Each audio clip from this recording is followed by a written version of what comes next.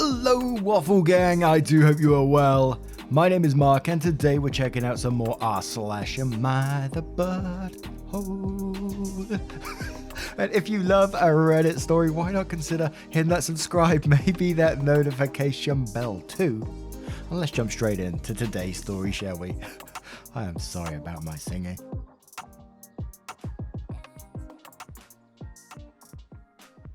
But why such a buzzkill says, am I the arsehole for being a downer at my husband's grad celebration? My 30s female husband, 30s male, is graduating college. His class decided to go out to celebrate with drinks after their exams. He said significant others weren't invited. I had a routine checkup with my primary just before the celebration started, and she found a lump on my breast. I'm young, but have a history of breast cancer on my mum's side. My aunt died before the age of 35 from it. She wanted me to get a biopsy that day and referred me to the correct place. It was going to be a few hours before they could see me, as they were doing her a favour, and it was obviously short notice. I was a crying mess, so my husband reluctantly agreed for me to come wait with him at the bar for my appointment time. I got to the bar, introductions were made, and although I was quite scared, I felt I was nice to everyone and as talkative as I could be. I left my husband at the bar with his classmates and went for the biopsy, followed by a mammogram. It was terrifying, but my doctor was great and a nurse held my hand through it all. When I got home, my husband was pissed at me.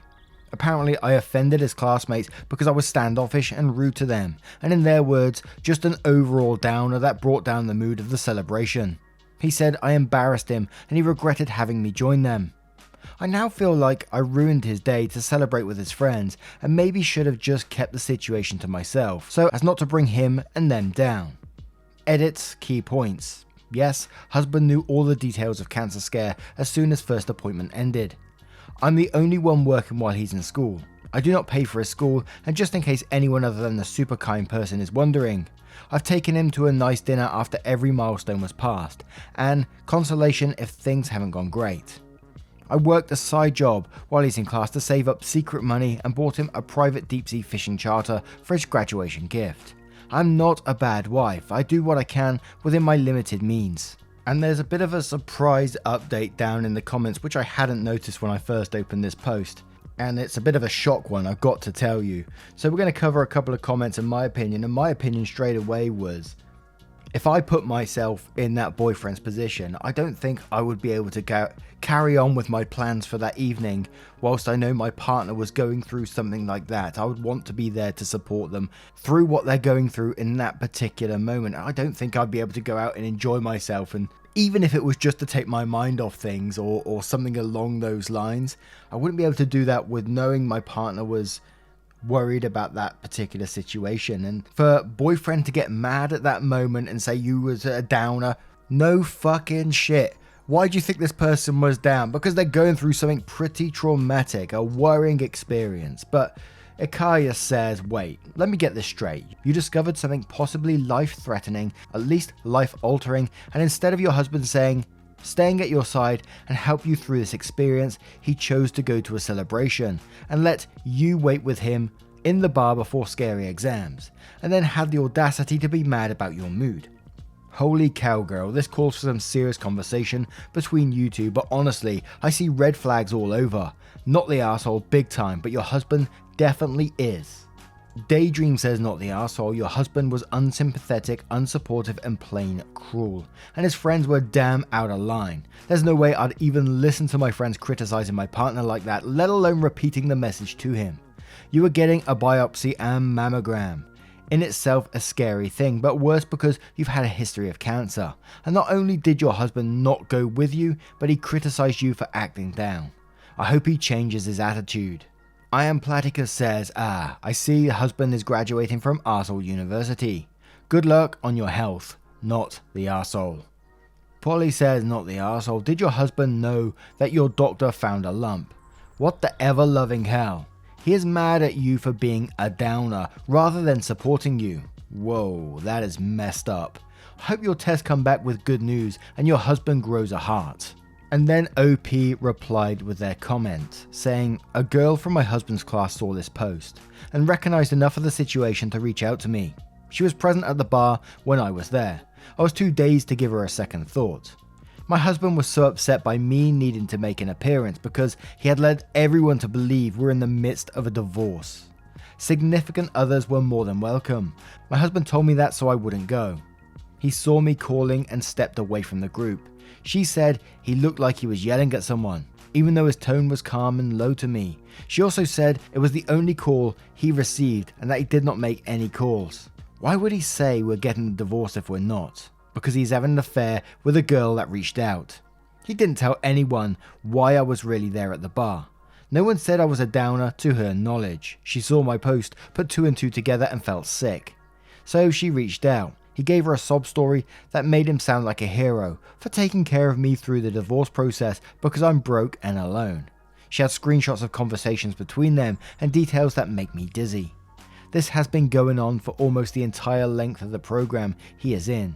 I confronted him. I'm livid, I'm nauseated. He told me they said I was a downer so I'd be too ashamed to reach out to any of them, following me meeting them so he could keep the lie going. He planned on leaving me once he graduated because he wouldn't need me anymore. Me possibly having cancer threw a wrench in the plan.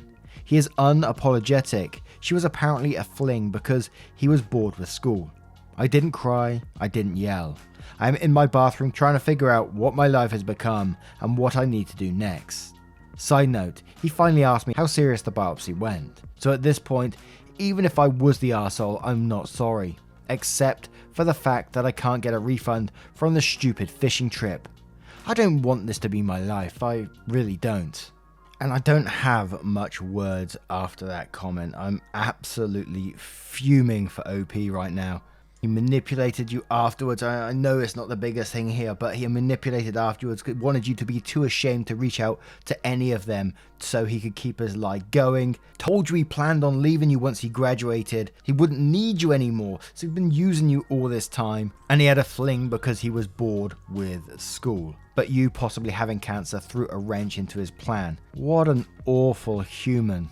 And I do wonder what these people are like when, you know, they get up in the morning after they've done something like this. They look at themselves in the mirror and they just don't think, what a piece of shit.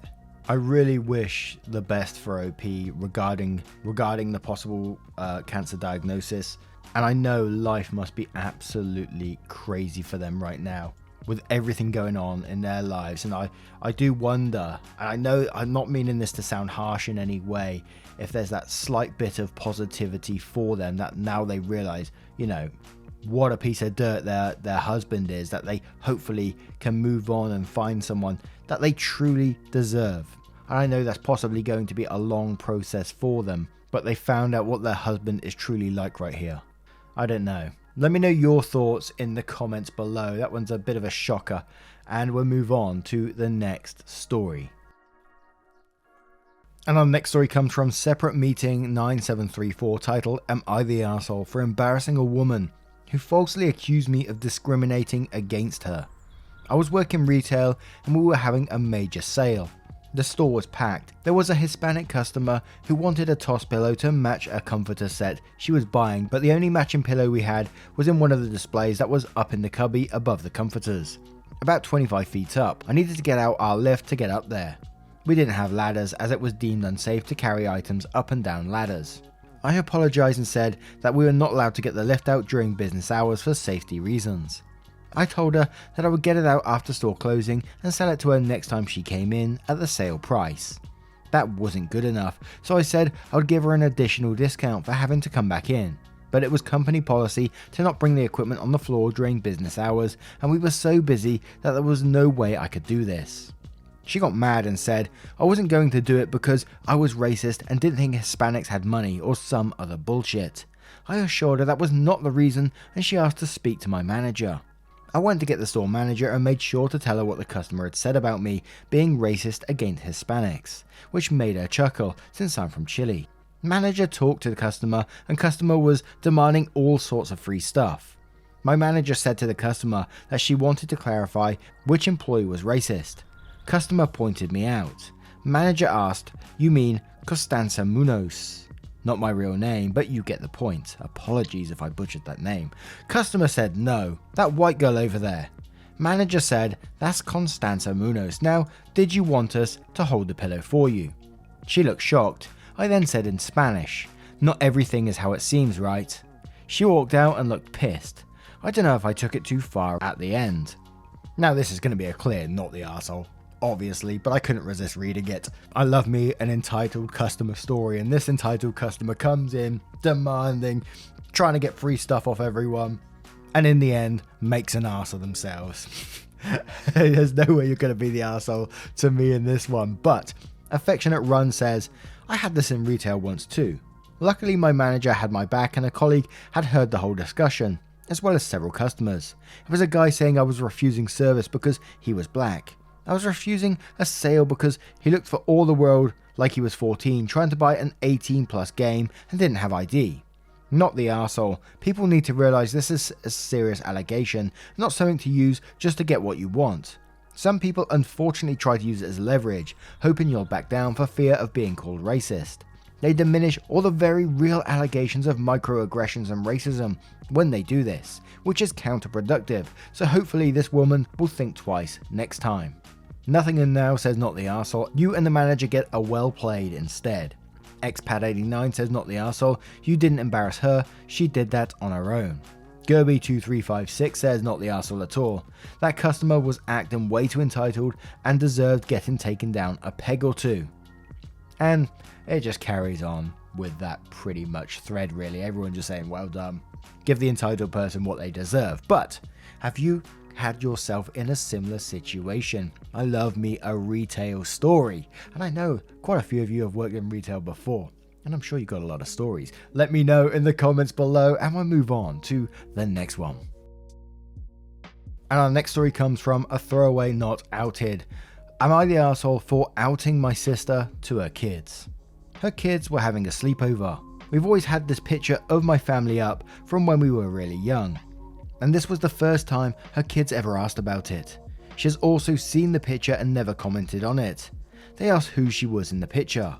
My sister started transitioning in high school, so I don't really think of her as trans. Like, I know she wasn't always a woman, but old pictures of her are just pictures of her to me.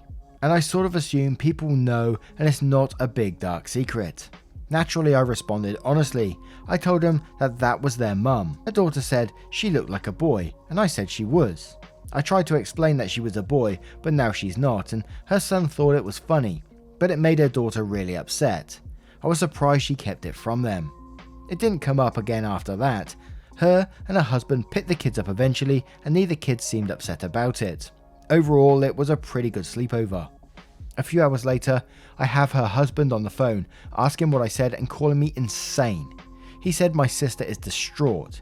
He was saying I outed her and how cruel that was, but kids are pure.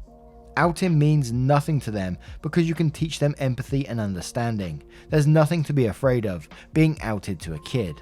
Still, I did out her, which I apologize for. I eventually got her on the phone and she said she's really upset with me, but she understands I didn't mean to cause any harm. I asked her if she was ever planning to tell her kids, and she said she wasn't sure. I was shocked at that. My sister isn't typically a dishonest person, at all. Both kids even know they're adopted. I told her I did her kids a favor, which I believe, and then she said I'm never sorry about anything. I think outing is horrible, but in this situation, was it justified? My husband also agrees it's the kind of lie that would have left her children distrustful of her in the future. I think this is a very, very simple one to me, and it's that, it wasn't your place to have this conversation, and I'm not sure I believe that you didn't know, that the children didn't know about this. You said you did apologize for it as well, but then you go on to say, I told her I did her kids a favor, which you believe. So I can't believe that you are really sorry for it if you do think that you was right and you did the kids a favor. It just wasn't your place to tell, so yes, you're going to be the arsehole from me in this one. But Trash Chaos says, you're the arsehole. That conversation was not your place, period. You should have told her to ask her parents about it and moved on. I understand that you didn't intend to cause a problem, but being thoughtless about something can still be being an arsehole. I'm glad it doesn't seem to be causing a permanent rift between you and your sister, but definitely, you're the arsehole here. Vexing Curses says you're the arsehole big time. That was a conversation for your sister to have with the kids when she was ready. It's not your story to tell. You could have just deferred that situation to your sister. Now it can't be taken back, and you robbed her of her ability to do this on her terms. She's the parent, and it's not your place to decide what is deceptive or not when it comes to her identity. Tuxedo says, yeah, you're the arsehole. You say in your post, I told her I did her kids a favor, which I believe. Meaning you aren't remorseful after all, even though you claim that outing someone is horrible. Once someone transitions, that identity they are is who they are. It's wrong to reveal information like that. It's not her being dishonest. Your sister is a woman, not a man. Just like you lie to kids about Santa Claus. It's not your place to tell them what's true and not true. Glitter Voldemort says and quotes, I told her I did her kids a favor. Then says no you did not. You overstepped, offered an insincere apology, which is obvious since you doubled down on your actions and made a choice to tell two small children something that wasn't in the realm of decisions for you to make for them. It quotes again saying my sister isn't typically a dishonest person, and then says at no point is choosing to not tell her 6 and 8-year-old children that she is transgender while they are still so young dishonest. If she chose to never tell them that she transitioned, it still wouldn't be dishonest. For all intents and purposes, your sister is a woman, and no one is entitled to know differently without her expressed consent. You're the arsehole. Oz78 says you're the arsehole. That was not your place to tell. You never out someone, no matter what. And one more from Low Assistance who says you're the arsehole. You said yourself that her daughter was upset, and from the post you seem to have no remorse for outing her at all. All I see from this is I feel, I think, etc. And no consideration for your sister at all. Even if I were to offer you consideration for accidentally outing her, you didn't call her afterwards to tell her what happened, apologize, and give them the night to figure out what to say to their kids when they got home. And you allowed them to be blindsided. Then you have the nerve, when she was being honest about being conflicted regarding telling them, to say that you're glad you did it. With all that, you come off as pretty selfish and like the kind of person who thinks their opinion is the only correct opinion. And I'm not surprised your sister thinks you're never sorry about anything, if that's how you approach situations where you are objectively wrong. Now, what do you guys make of this one? How would you handle that situation? Let us know your thoughts in the comments below, and we'll move on to another story. And our next story comes from Anonymous, who says, am I the arsehole for firing a girl? I'm a manager at a small business. It's just me, the owner, and another person who is my employee. The owner usually handles the checks on a certain day. We still haven't set up direct deposit yet, because they have limits with their banks. The day the checks were supposed to go out, the owner's father had to be rushed to hospital, and it was so bad we didn't think he would make it. This resulted in our checks being 2 days late. I understand that it was inexcusable and unprofessional, however, it was something that out of the owner's hands. The girl, however, was up in arms, angry, and calling the owner multiple times about her check while his father lay dying. He answered her the first time and then told me to handle it. I explained everything to her, however she still kept calling the owner. I get that we all need money, but in my opinion it's just tasteless to demand a man leave his dying father's side just so you can get your check on time. She was our opener on Monday, and she was late and not even in uniform. I told her that being late, especially when the store opens at 7 AM and she's the opener, is inexcusable, barring an extenuating circumstance, and she went on a very long and drawn out rant about her check. I informed her that I don't have her check and she will get it once the owner comes later that day, and my job is to ensure that she is doing her job, and coming late and not in our standard uniform is not our image. And she kept deflecting and demanding to speak to the owner, whose father is in his deathbed. I fired her for a few reasons, but the last nail on the coffin was her blatant disrespect for the owner and myself. I did not come to argue with her, however, she was ready to battle. I still feel guilty about it, but I honestly don't know what else I could have done. We did get her check as soon as the owner got there, but I didn't think she was a good fit for a few reasons, and let her know that we won't be needing her anymore. So Reddit, did I do something wrong? Now I'm going to come into this one straight away with a you're the arsehole, and it's an extremely unfortunate circumstance that, the owner is going through this with their father. Absolutely horrible stuff. But the fact is, if you're taking on employees, the direct debits or whatever, the payment system should have been set up from the very beginning. Unhappy employees doesn't make a good workplace.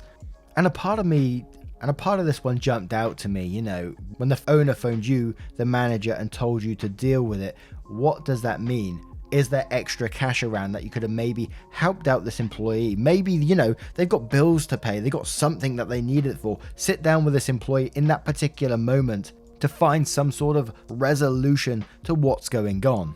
They may have rent to pay. They may be being chased up on rent. And that's the point here. It's just because the owner's disappeared, there should be some sort of contingency plan to get people paid. What if the owner disappears for a long time? Is people just not going to be paid for months or whatever? What if the owner was sick? You don't get paid for a couple of weeks because the owner's out. But as a manager, instead of doing that, you had no empathy to the employee's situation and what they may be going through. Who knows what they may have needed that money for? Regardless, they're entitled to it. So I will say you're the arsehole for the way you handled this. But Exciting Classic says you're the arsehole. An employer has an obligation, legal and moral, to pay their employees on time. Do you think a landlord cares why a rent is late? If the car loan people care why a payment is late? No. Her boss is saying her father is ill will carry zero weight when it comes to her financial obligations. You say the final nail was her blatant disrespect. You tried to say not a good fit, but we both know that's just trying to make it seem more reasonable, don't we?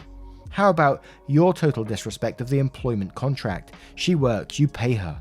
Why would she turn up on time, etc. if you aren't paying her? You don't know what else you could have done. You could have paid her on time, as you were obliged to do. If the owner isn't able to make the checks, then you need a backup method. Pay her in cash or the like. His failure to properly set up his accounting system doesn't absolve him from legal obligations. Famous Orphan says you're the arsehole because you have to pay your employees on time. The owner doesn't get a pass because his dad was dying, and you don't get to fire someone who insisted you not break the law by not paying her on time. You should have found a way to pay her, even if it meant paying her in cash or taking checks to the owner to sign in the hospital lobby. Her being late and not in uniform aren't okay, and you could have noted that and fired her for the next thing, but she might have had a case against you. It sure sounds like you fired her as retaliation for demanding she be paid at the agreed upon or legally required time. You shouldn't be a boss until you have a handle on this kind of thing, in part because it sounds like one small lawsuit or fine from the Labour Board will put this company out of business. Squig says, and Squigs from Warhammer, I remember those things. You're the arsehole. She is doing the job to get paid. She has bills to pay. If you didn't want to argue with her, then you should have paid her what she was owed. It was your responsibility to handle it. You evidently didn't handle it, so she went to the person who could. You got on her case about being late. How dare you, after not even sorting out payroll on time. Of course, she didn't show you respect. You have to earn respect. And we're going to finish up with Jemima as Lana, who says, she was right to be angry. People rely on their checks to pay rent, utilities, food. I don't know her situation, but was she out of uniform because she hadn't been able to wash it? Was she late because she didn't have money for gas or transportation? Did you even ask her why? Or is it only your boss's reasons that matter? I mean, the owner's father is precisely none of her business, and as the owner of a business, you pay your employees for the work they do, on the agreed upon pay date, not just when you feel like it. When you're a business owner, you either never have time off for any reason, or you make sure you have someone who can handle everything in your absence. Especially essential things like paying your damn workers. If that woman didn't need the money badly, she probably wouldn't have been so desperate. Ask yourself if it would have been okay if the employee had stayed away due to her father being on his deathbed. Would that have been okay? Even though nobody could fill in for her. Is this a rules for thee but not for me situation? Because that will create a terrible culture in a business. Demanding the paycheck she was owed is not a firing offence. Choosing to show up late and out of uniform is childish and stupid, because those things get people fired. But if she is not getting paid as per the contract, why should she adhere to the rest of the contract? All that said, you fired her for other offences as well, none of which you chose to mention, and thus I cannot pass judgment. Info, you're leaving something out, like which other offences, and how old is she? Is she a full-time employee? With the additional info now available, you're the arsehole, and a massive one. And I got to read this next comment because it's from OP and it gives the additional info they just asked for. So Just chronic tardiness. She was working here for a while and she didn't understand how to correctly bill, and occasionally she wouldn't tag something correctly that can result in us losing business and product. We just felt she was unreliable. And quotes, ask yourself it would have been okay if the employee had stayed away due to her father being on his deathbed. Then goes on to say, yes, I've had to take days off for family's health, and if that were the case we would be happy to fill in for her. But that wasn't the case. She was late because she chose to be late. When she accepted the position, we told her she can work one of 2 shifts, and she chose the first shift. I understand being late sometimes, but not all the time. We talked about her situation. She doesn't have a ride, but we found solutions to that, even carpooling 99% of the time. The only time she would need to find her own ride would be if no one was working and it was just her by herself on that day, and we would give her ample time to find someone or call an Uber. Our schedule is made a week in advance. And my question from that last comment is, how's she going to pay for a fucking Uber when she got no money? Don't get me started. What do you guys make of this story? What are your thoughts? Let us know in the comments below, and on all of today's stories if you choose to share them. A huge thank you for spending your time with me today, getting involved in the channel. You're absolutely awesome, every single one of you. I hope you have a wonderful day at whatever you're doing. Don't forget to let me know as well. I love to hear it. And I will see you in the next one. Take care, guys. Much love. Wake up, get up, stretch my legs, eat some breakfast, milk and eggs, brush my teeth up, wash my face, throw my clothes on, start my day. Wake up, I can smell the smoke from the bacon.